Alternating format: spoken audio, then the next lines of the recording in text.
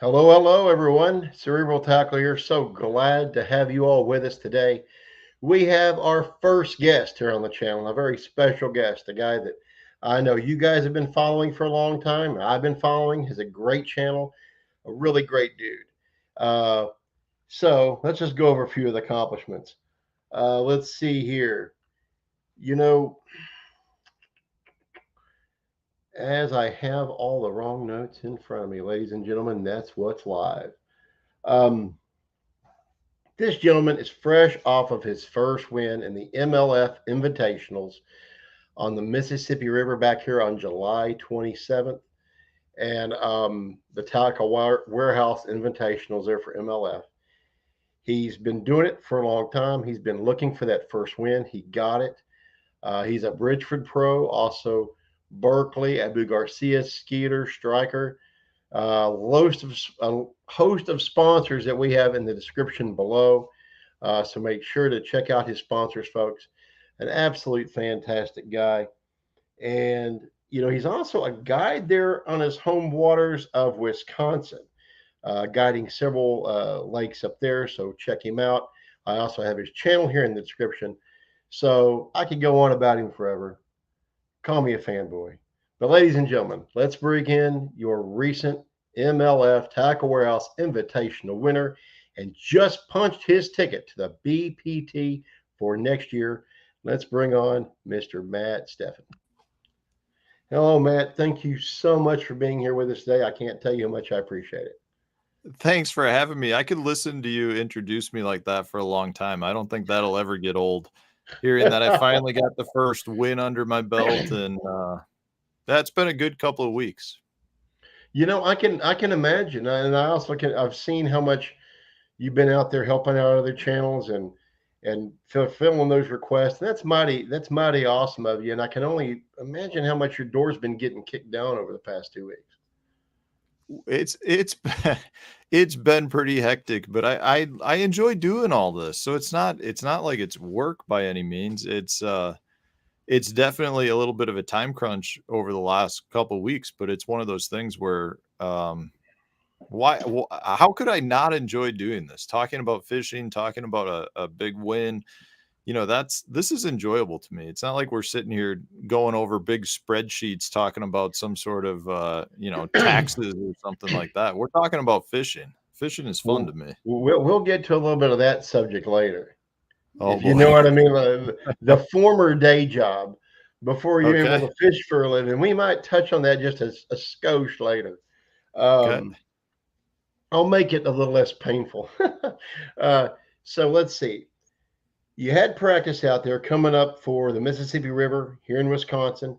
Some would consider it your home waters, being that you're currently residing in Wisconsin, but that's not really the case in this situation. Go ahead and tell us about that.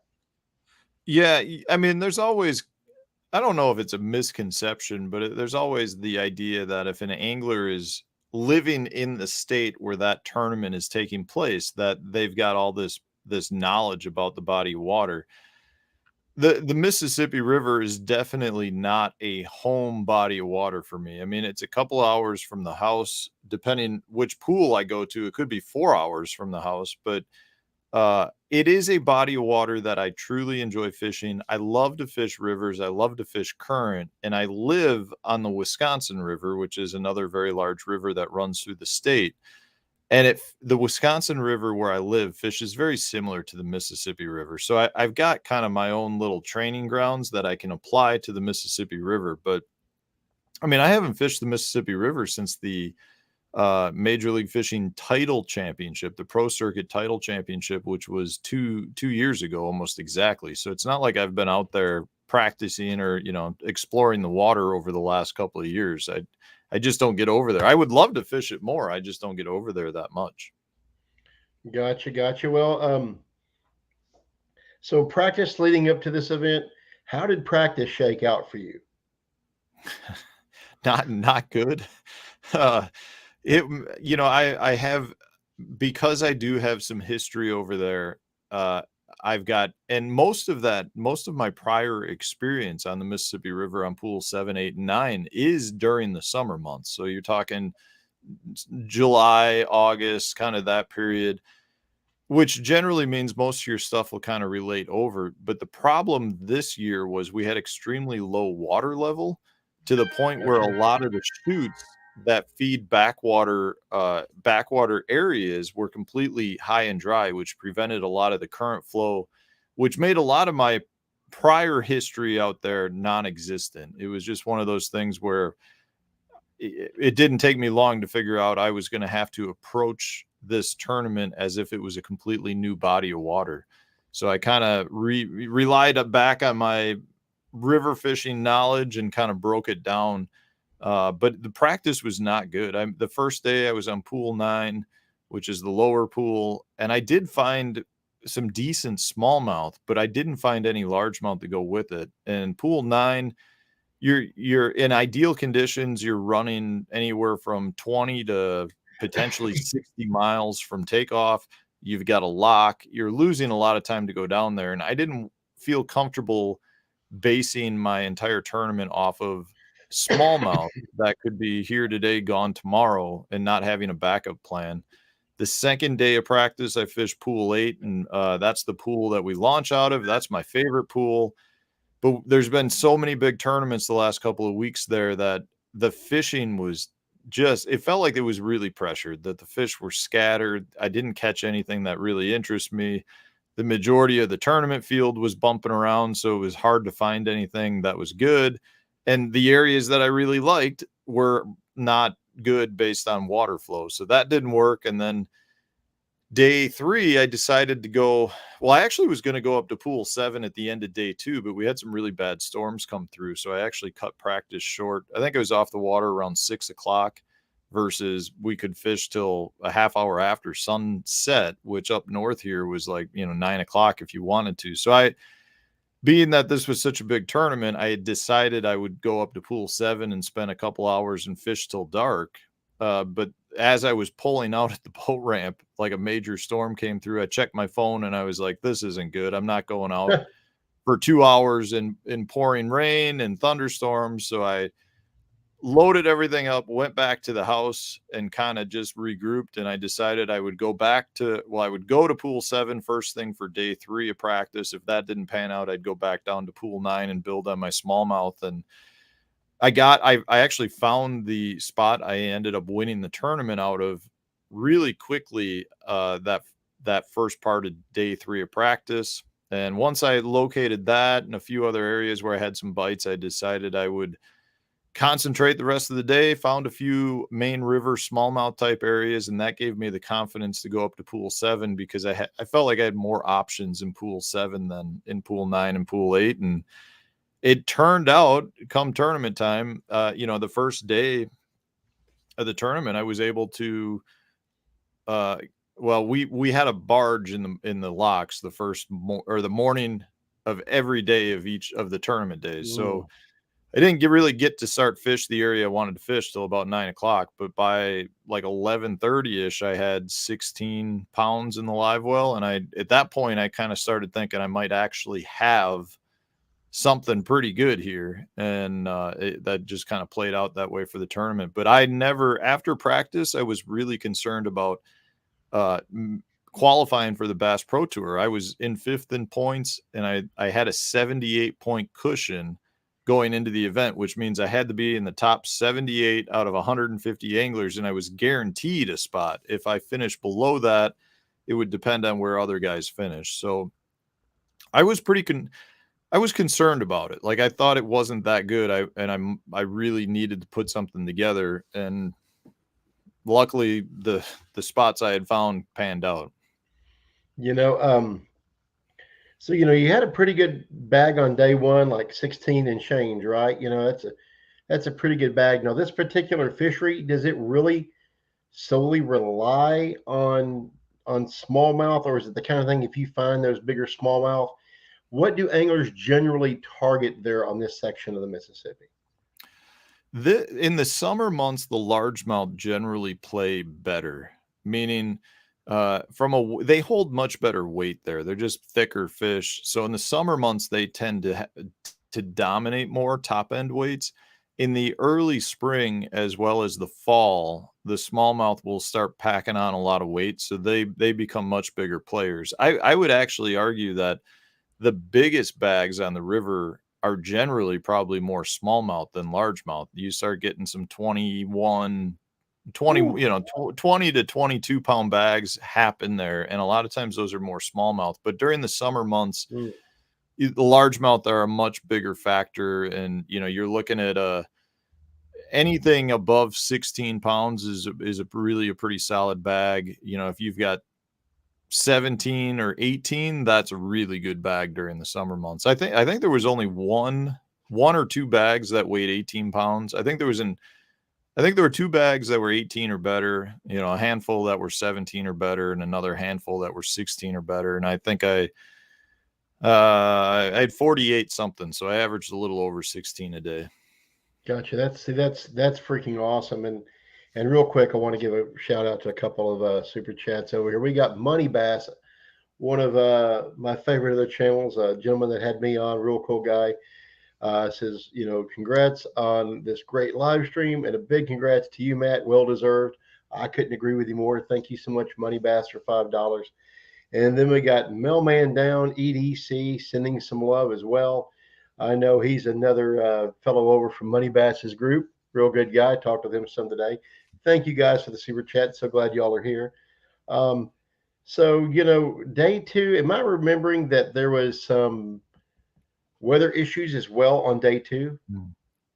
Yeah, so day two again, for those of us that were locking up to pool 7, we had a barge. I think I got up there, I want to say it was about 8:30 we started fishing. So it was a little earlier than day 1 and day 3. And I quickly got to the spot that I wanted to fish.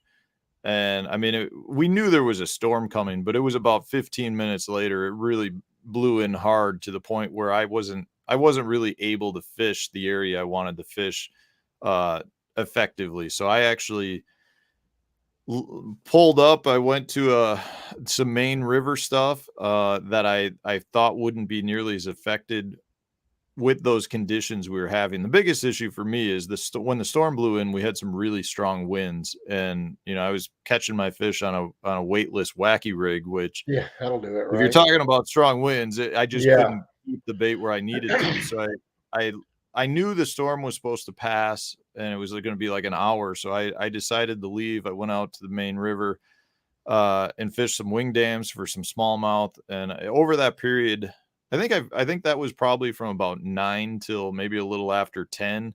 And I caught 3 doing that. I had one really nice smallmouth that was about a 3.5 pounder. And then I had 2 that were complete line burners. But to weather out that storm and to catch 3 fish really settled me down, because I knew at that point with those 3 fish, I had a really good shot of locking up my BPT berth, and I could kind of just get back into the fishing groove for the tournament. And so you're sitting pretty good. It's on the line day 3. Then we have a double-decker lady that decides she wants to screw up the works. And she Yeah. wants to make you just a little bit nervous. Now, for folks that aren't familiar with how this kind of thing works, like where I'm from, we don't deal with locks, thank God. But there are some situations where you have to traverse sections of river to other sections via locks. And of course, because they're locks, they have commerce, and commerce includes barges. And sometimes one wants to just put its big butt in the way, park there, and make everybody nervous. So it's my understanding you had to wait on this same barge to get through to your hole on day 3, right? Yeah, the barge's name is Sheila K. Barger. I will not Yeah. forget that. She got us twice on day 3. So we all were excited to get out there on day 3, because we did not, based on, we have apps that follow the commercial traffic up and down the river. So you kind of have an idea as to if there'll be a commercial vehicle in one of the locks, and if you got to wait, and you can plan your day off of it. It's really pretty accurate. But we got to the ramp. We were like, yeah, there's a barge coming, but we should be able to beat it. And sure enough, we get a fog delay. So the fog rolls in. We have a half-hour fog delay. When they let us go, the barge is just getting into the lock at that point. So we ended up having to wait for this, double barge, this big barge to lock through. Finally locks through. Again, was about a 2-hour process. It was so when she was coming through, I'm sitting there waiting to get into the lock, and I'm looking, and it's Sheila K. Barger is the lock's name. So we lost a couple hours in the morning. We had a fog delay and then lost a couple hours. So I don't think I started fishing until about 9:30 that day, and we launched at 6:30. And we had to be in at 2:30. So I pretty much lost 3 hours. And just to be clear, I mean, most of us fished around the top end of pool 8 while the barge was locking. I mean, it doesn't do us much good to sit there and wait for the lock. So I mean, we're all kind of fishing around, but you're not fishing where you want to be fishing. Like I never, any of the 3 days, I never had a fish in my live well by the time I got up to pool 7. But yeah, so we finally got through, got to my primary area, settled down, just started picking it apart, catching fish pretty consistent. I'd say every 20 to 30 minutes. The thing with my spot is the quality of fish was really good. I was not catching a ton of fish. There were guys in the tournament that had good schools of fish found, but I was just in an area that had a good quality average. Most of the fish I was catching were, I'm going to say, 2.5 to roughly 4 pounds, a lot of 3+ pound fish. And I just really settled down, fished nice and slow, picked it apart, and ended up having, I had 15.5 pounds by about noon, maybe 12:30. And at that point, I'm checking my phone, looking for the if there's any barge traffic, and never saw anything. But most of the guys fishing pool 7 were in the area I was in, and we all kind of you're kind of looking out for everybody to get back through the lock. Like, it's not necessarily like we're out there trying to get through and hope other people get stuck. But so anytime a boat would go by, they would stop and we'd kind of have a real quick conversation. Like, have you checked? Is the barge conditions good? And every time I talked to somebody and every time I checked my phone, we felt good about the conditions. What ended up happening, so at like 12:30ish, several boats ran by, like they were zipping down to the lock. And I was kind of like, I better check this out. The lock was a few miles away. So I ran down there, and there was a barge that was just starting to come through the lock. And at this point, it really started to concern us a little bit because we could tell that it was a double barge again. And I'm looking at my phone going, I don't understand where this barge came from. Like, a barge this size should be on the app. It's one thing if it's a small barge or a small commercial boat that may not be registered, but a big barge should be. And in hindsight, what ended up happening is Sheila K. Barger, which locked down in the morning, unloaded one of the 6 containers. It was the front container. It unloaded it somewhere probably in the Lacrosse area, which is a few miles south of the lock, and then turned around and came right back up north and locked back into pool 7. So when I didn't look at my app until probably 11:30ish, and at that point, Sheila K. had already dumped the load and came back and started her staging process, which means it's getting ready to prepare to enter the lock, but it takes like a half hour for them to get into correct positioning. Sometimes you need tugboats to come in and help position it. And when I'm looking at my app, you can see the name Sheila K. Barger, and it wasn't moving. So all of us thought what had happened is that barge, when it came down in the morning, had just gone into a staging position after it locked through, which means, maybe they're going to catch up on some sleep, whatever. They tie up to something and they just sit there for a day and then continue downriver. But in this case, when I'm looking at the app, it had already come back from dropping off some of its load and was staging to come up. So we all just assumed that same barge was still going south, but in actuality, it was now coming upstream. And that's where we all almost got completely caught.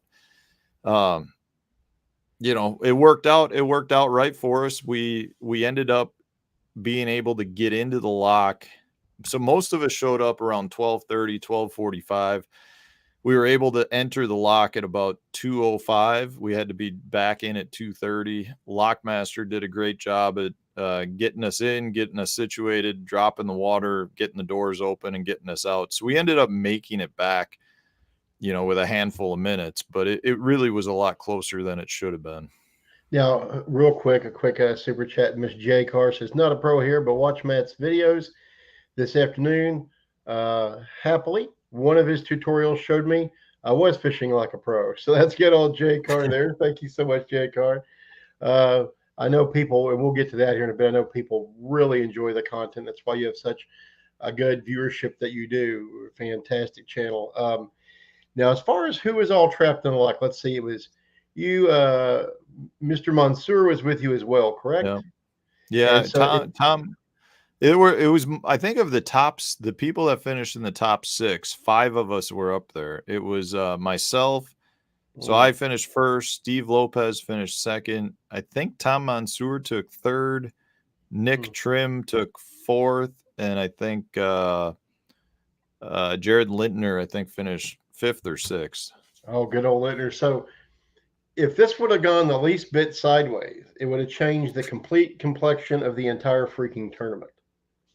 I think it also, I don't know this for a fact, but several Major League Fishing staff members said it would have changed the Angler of the Year outcome, because there would have been enough point fluctuation that it would have potentially moved, I think, Michael Neal up to win Angler of the Year over Ron Nelson. There was a lot riding on it.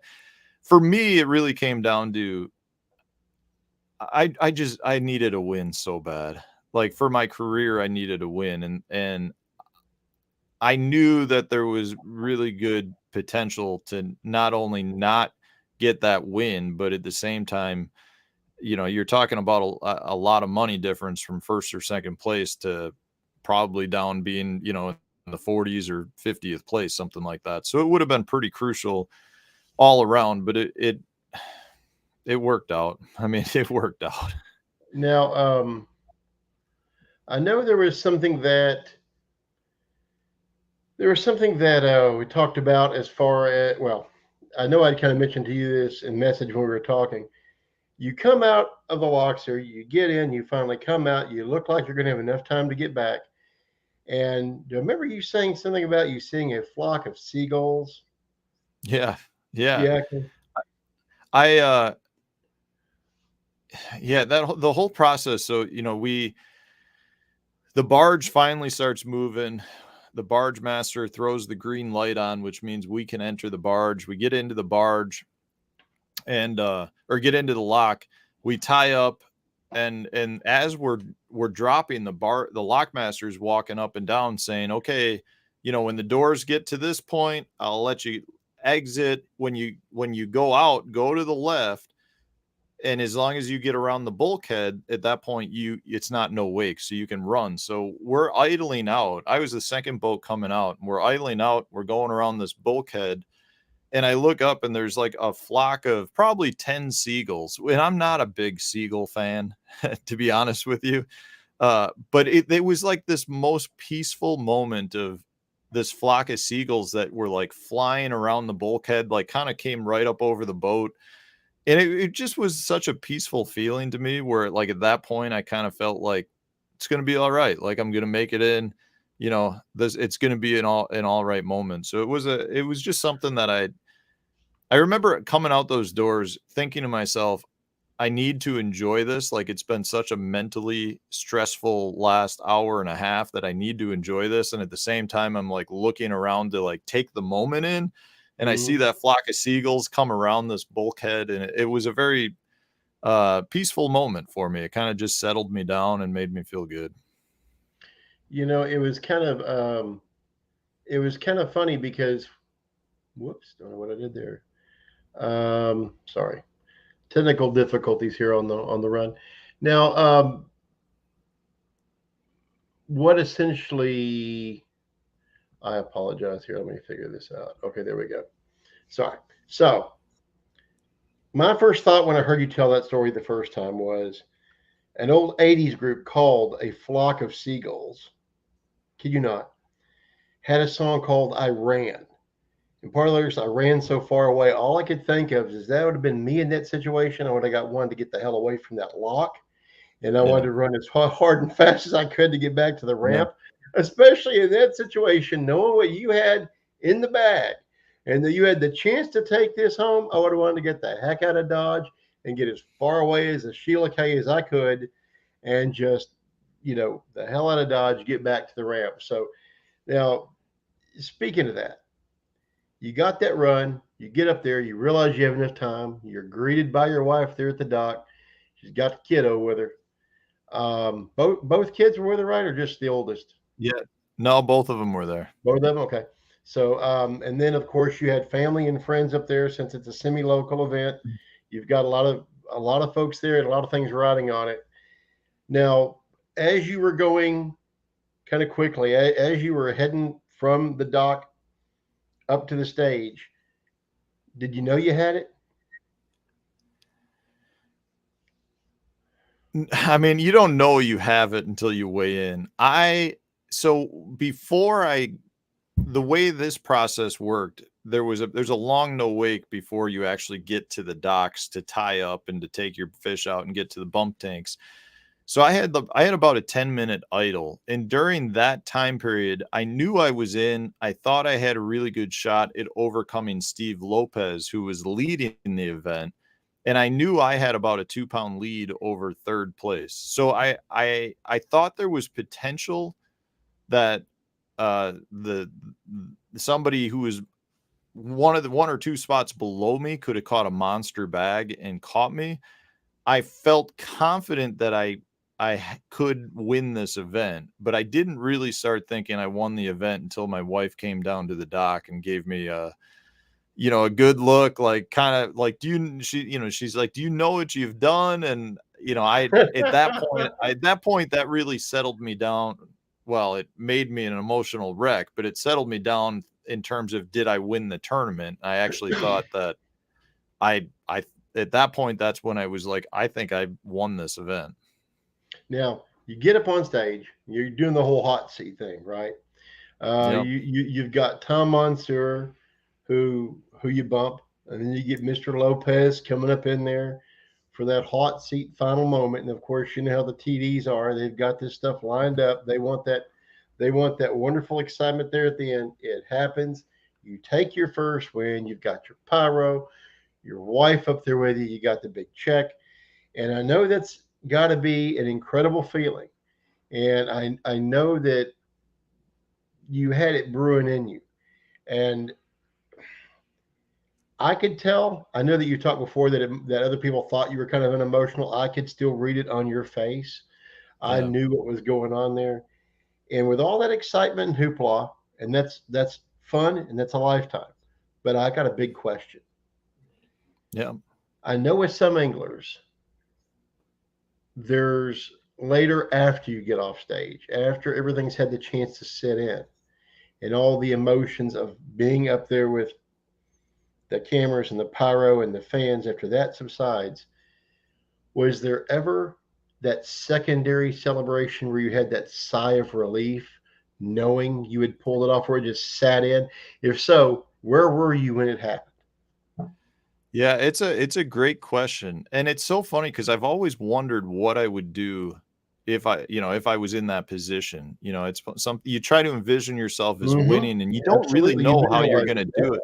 Yeah, and I almost feel like in hindsight that I reacted differently in this had conditions happened differently. So what I mean by that is, in this case, I had an emotional release in that 10-minute idle to the ramps when I was like, Oh, it really? was such a stressful thing from the lock to now I might have a shot and I actually am going to get to weigh my fish. And I really was an emotional wreck at that point, to the point when I got to the dock, with seeing my wife and family there. It was an emotional release. By the time I actually weighed the fish in, it was more of like, let's get this over with. I want to make sure that this is actually happening. And I think, like, I went back, actually watched myself on stage, and I was surprised by how I felt. Watching it, it looked like I was emotionless. or not as emotional, like not going crazy. It was, you could tell, I think, how relieved I was just to have gotten to that point, like just to have it over with, because it was such a day full of ups and downs. So after that, I can't say I had like one specific moment to myself where I was like a secondary relief, but I can tell you there were several times sharing stories with my wife over the next 3 or 4 days where like she would give me her side of what happened, I would give her my side, and Mm-hmm. and we would result in a breakdown of happiness, like of just a situation where we were that uh it was just, it was just such a day full of ups and downs. I mean, she's receiving texts from friends of mine and hers that know the river that are saying they're like apologizing to her because, the text would say something like, "I'm sorry, Sarah, I know the river. He's got no shot at getting through the locks." Oh So she's no. going there with this Mm. pain and angst of like, it's not going to happen. And then she showed up at the ramp and actually found out we got through. So like, to me, I feel bad to have put her in that situation, right? But I didn't even know that happened until 2 or 3 days later. So when she's like telling me that, it's like gut wrenching to know that she was going through the same sort of agony that I was going through. So we've had it's been such a relief for our family, like such a weight off of our shoulders, because I really do view us as a team, and to have a win just justifies everything we're doing and Oh putting yeah. up with. Oh yeah. It's amazing. Like, and that's why I was so eager to kind of hear that. So you had that 10-minute idle coming in, and then you've had kind of staggered moments since. Yeah. That's wild to hear how it affects everyone a bit differently, but everybody has that kind of secondary release. I know the time it happened for me. We were touring through Texas. We got to Big Sam Rayburn. My fourth tournament ever. I just started. We had the first three lead in there, crappy conditions. I'm the only one to catch decent fish for the first couple days. And it comes time for the weigh in. There I come in second, not first, but second. I'll take it. But that was out of the full field of anglers and co anglers. And where it happened for me was we were back at the hotel getting things ready to cut out and go home. We got a late checkout. And I just had this sigh of relief. And I hugged my wife and I'm like, holy crap, I might actually be able to do this. Yeah. And it goes to what I heard you say on another video you did recently of how before it seemed like that win was almost unattainable. But now that you've done it, it completely seems attainable. Yeah, it So seemed it seems so easy in hindsight, like to actually win the event. I just went out and fished all 3 days and it just worked out. And I don't know how else to say it, but for so many years you view it as such an unobtainable thing, and then to do it, you're like, that was not hard. Like, why can't I do that more? And you need everything to come together, but it yep. truly is an obtainable goal. It's just something that everything needs to work out, and in this case it really panned out just fine for me. And real quick, I want to touch on I watching one of your videos with Miss Sarah. I was seeing how now you've had your superstitions and your rituals, and now she's Yeah. formed her own. Tell me about a couple of your favorite must-have rituals, things that you do before every freaking. What are the musts? I have gone through so many over the years. I do. So right now I've got a plastic sword in my boat. So that does not leave my boat. I've had that in there probably for 10 years at this point. So that's a must.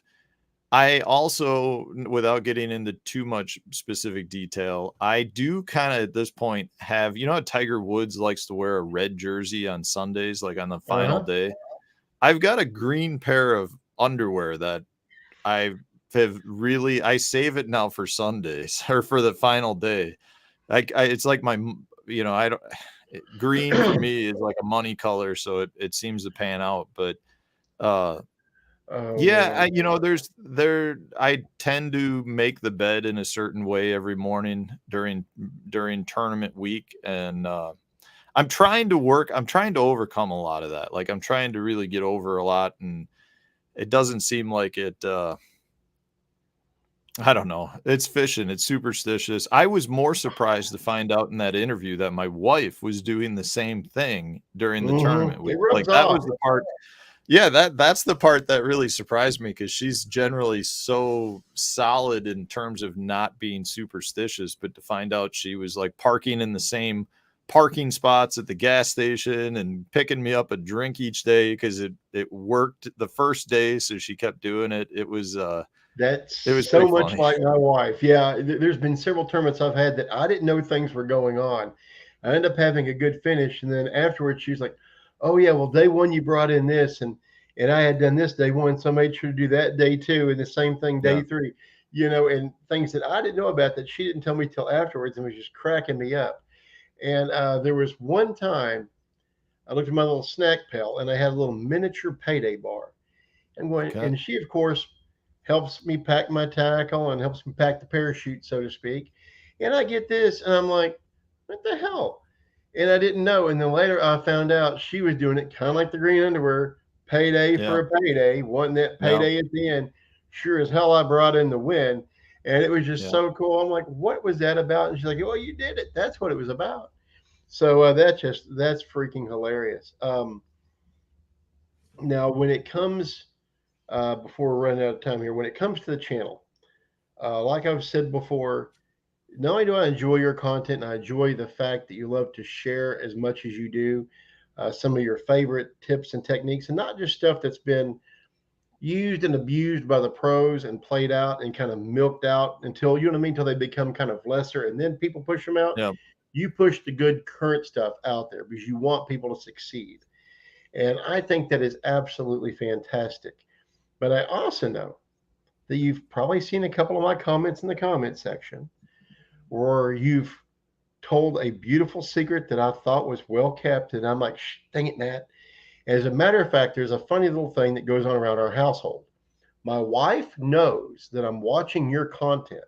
If she's in the other room and all of a sudden she hears me yell, damn it, Matt, because she knows you've shared something else that either A, I was trying to keep close to my vest, or B, was something I was going to do a video on and share. And it's like you're living in my brain because I swear, I'm like, oh, I should do a video on this using a drop shot.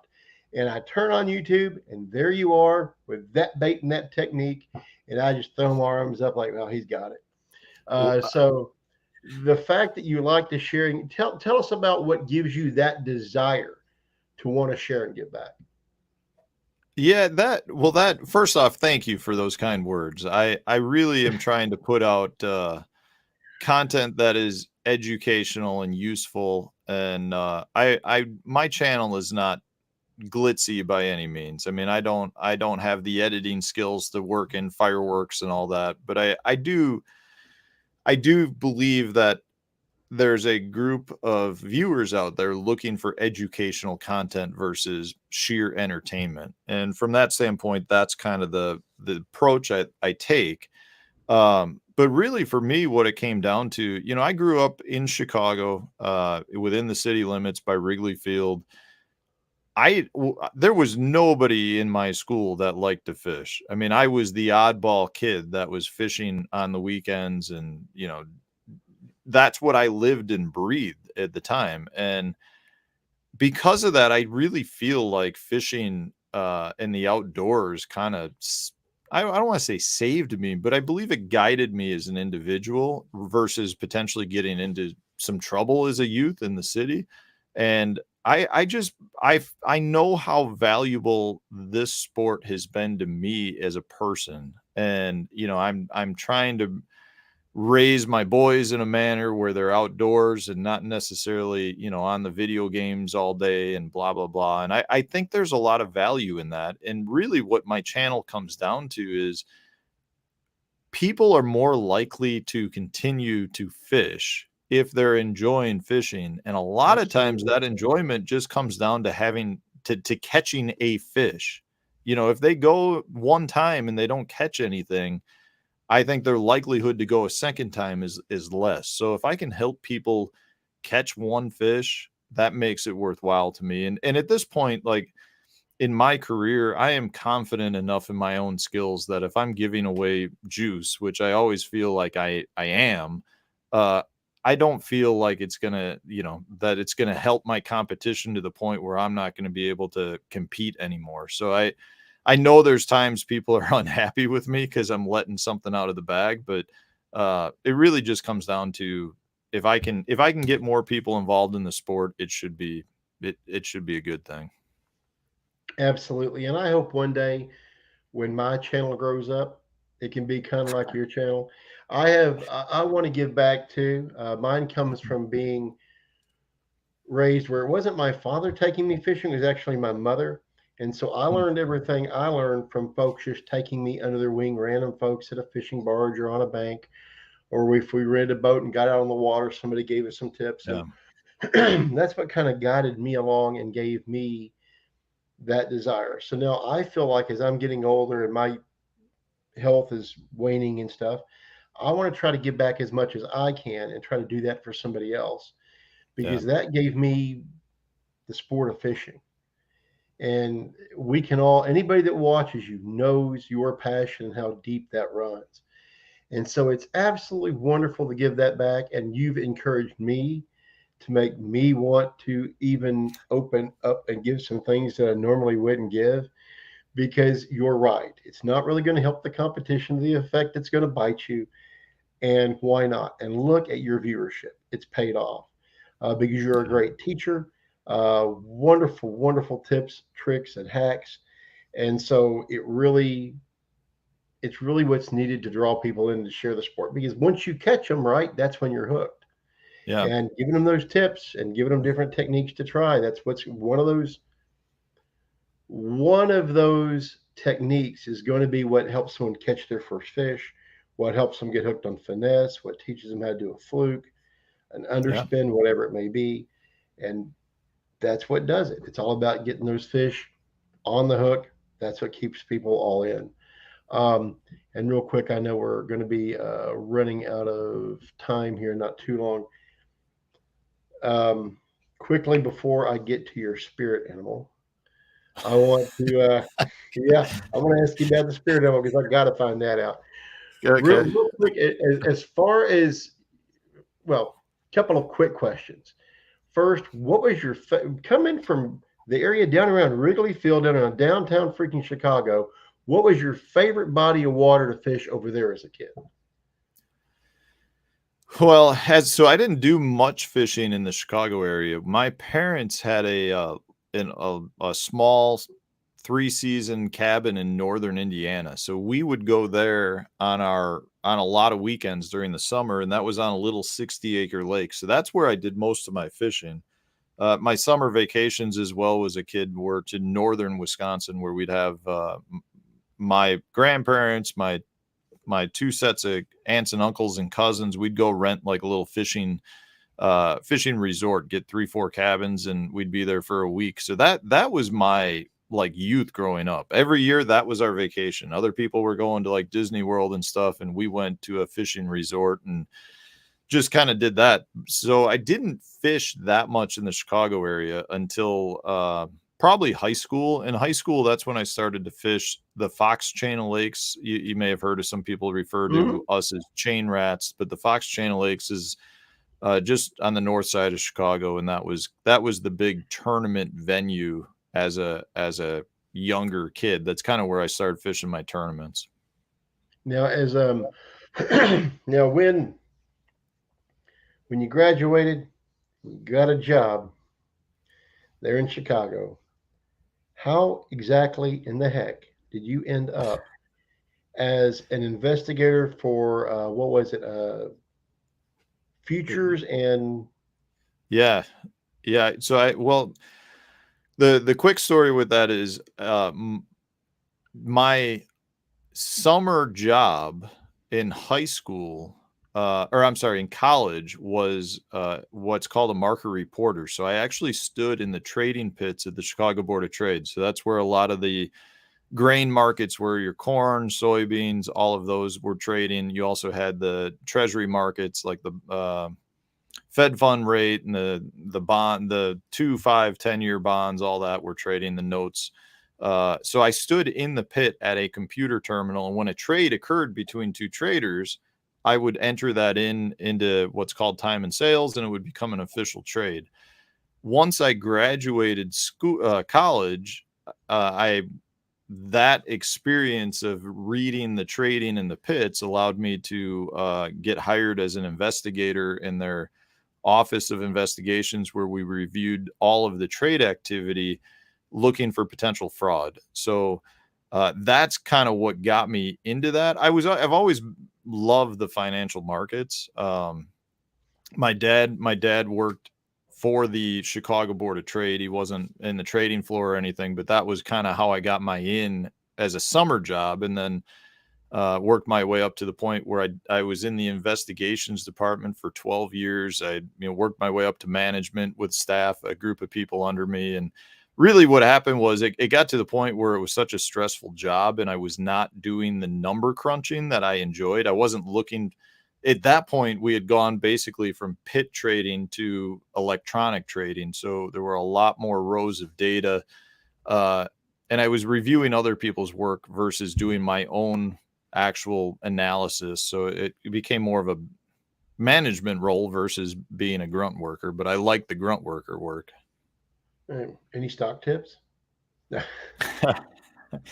No, right now I haven't paid all that much attention to the market. I can every time I sit down and start reading about the markets, I just continue to get flabbergasted that we continue to go higher, to be honest with you.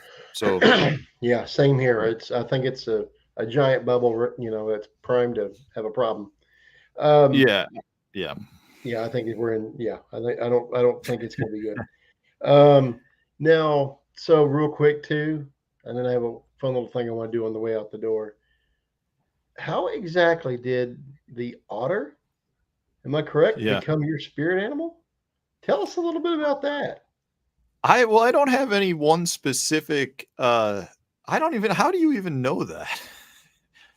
Was that another interview or something? I must have mentioned it, but, I do my yeah, research. I just love, that's why I love your channel, because you're on top Thank of you. your stuff. That's why I Thank love you it. so much. I just love otters. Like, they always, when you see them in the wild, they're always just like playing around, like, laying on their back. And I've just always found them to be like the coolest animal out there. So I don't know. I've always kind of just associated with them. That was one thing too, that my wife, the day before the tournament started, she called me and said that, we live on a river here, but we've never seen otters like in our yard. And she called me and told me there were otters in the yard the day before the tournament. She's like, it's a great sign. And it turned out to be a good sign. So I might have to like buy a couple otters and like put them in my yard full time if it means I'm going to start winning tournaments. Yeah, that's and when I saw that, I cracked up. My very first interaction with an otter was we were on a power plant lake, and it was middle of winter, so there was fog. You couldn't even see the guy in the front of the boat. And my boater says, "Huh, there's a freaking otter," and I call BS. I'm like, "What? Just shut up!" Thinking he's messing with me. And I'll be dang, sure as heck, the boat got up where he drifted right by me. Thing sitting there floating along, patting its belly, just Yep. looking at me, just gave me a head down, like, "What's up?" And I'm like, Yep.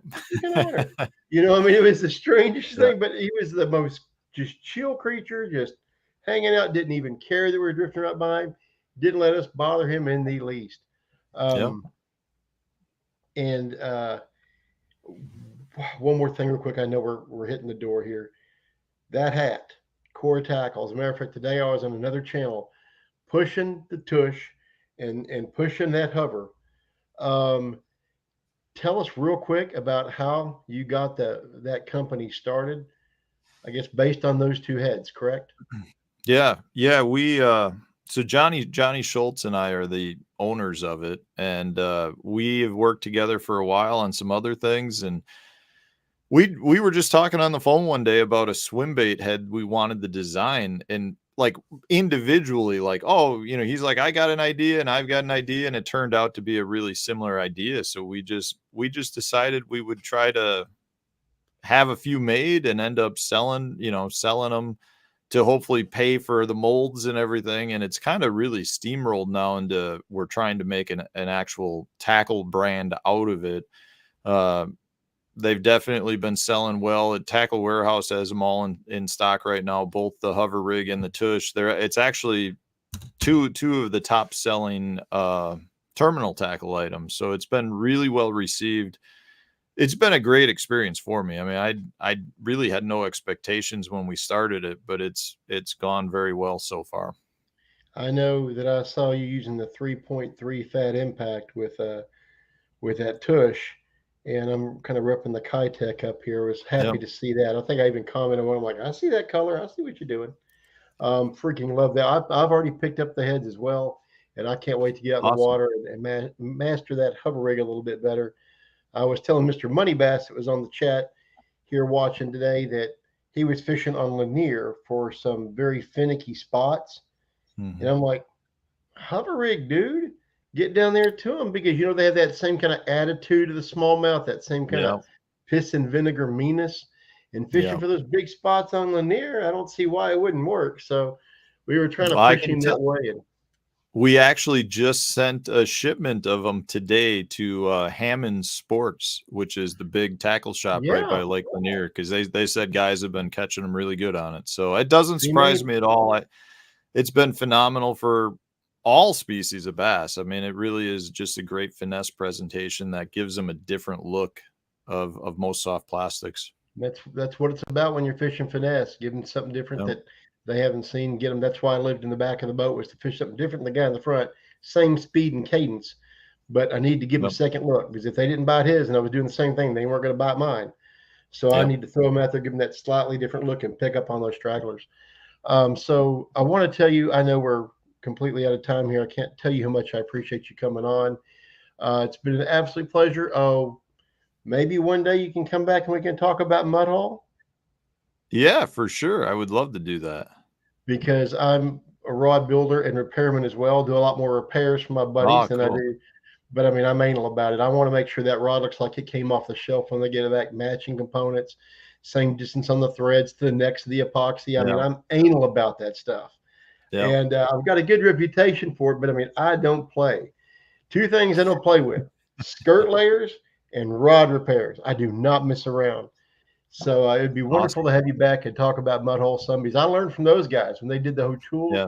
the tour coming through on rod building, and it was absolutely fantastic experience. They're wonderful folks over there at Mudhill. Yeah, So for sure. guys, We go should, ahead. not to cut you off, but I mean, we could do a whole episode just on rod building. I would bet. Oh, it's a blast, and all the detail that goes into it. It's Hmm. amazing, and I love it. Love I'll it. save it for a later date how I got into repair. It was refurbishing a rod, and I decided to go all in, strip all the guides, put better components on it, and ends up being my favorite crankbait rod to this day. Oh, So awesome. it was wonderful. So thank you so much. I want to try something from on the way out the door here, since you're my very first guest, and hopefully we can do it with future guests. Where I come from, on a top 5 radio station that I worked at for a little while, a long time ago, one of our shows did what we call a wacky radio liner at the end of it. And whenever we had a guest, we had the guest identify themselves and kind of who they are, what they just recently did, why we had them on the show. And then they would throw out, and I'm not going to throw out that what that particular show did. It was funny for them, not really appropriate here. But basically, identify yourself. Hey, I'm Matt Stefan, winner of the MLF Tackle Warehouse Invitational on Mississippi River, and get out there and keep it wet, because keep it wet is kind of our catchphrase. We want people to get out there in the Sure. water and keep it wet. So if you don't mind, I'm going to hand it over to you to close the show. Oh, real quick, Money Bass. Uh, Money Bass comes in with a real quick $2. Wait, what? Hammonds, tell me more. I will buy some. Money Bass, I will get to you on that. I will finally convince that man to get them done. So I'm going to get him the information to make sure he gets some of those tushes and some of those hovers, because they are bad, bad, bad heads. Whew. Okay, so anyway, thank you so much. If you could just send us out, just Yeah. identify yourself and get out there with Cerebral Tackle and keep it wet. Hey guys, I'm Matt Stefan. Just won the Major League Fishing Invitational on Lacrosse. Make sure you get out there and keep it wet. Thank you so much, man. I can't tell you how much it means. I appreciate it so much. I wish the best for you. And you're definitely taking them up on that BPT invite, right? You're going to be out there. Oh yeah, oh Okay. yeah. Well, I think we've all got somebody to root for. So anybody that's got a fantasy fishing team, stack this guy on it. He's got it done. He's going to take care of you. So thank you so much for being here. It's been an absolute pleasure. Good luck to you and everything you do. And everybody get out there, visit his sponsors that are in the description. Get out there to Core Tackle, buy some. They won't let you down. You take great care of yourself, sir, and have an absolute wonderful rest of your week. Appreciate everybody for showing up. Thank you for all the super chats and all the participation. And we'll catch you next time, guys. Thank you, Matt. Thanks for having me. We'll see you.